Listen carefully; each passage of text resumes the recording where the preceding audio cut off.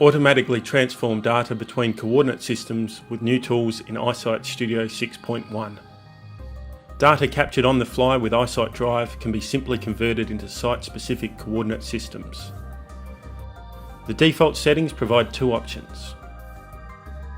The unspecified option imports data with no coordinate system.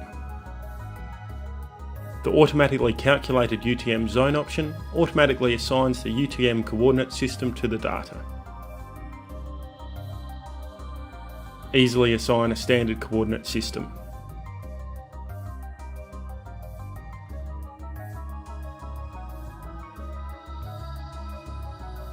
Next, you have the option to import or manually define your required coordinate system.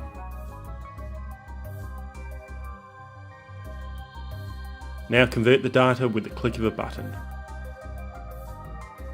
Quickly transform data between coordinate systems with iSight Studio 6.1.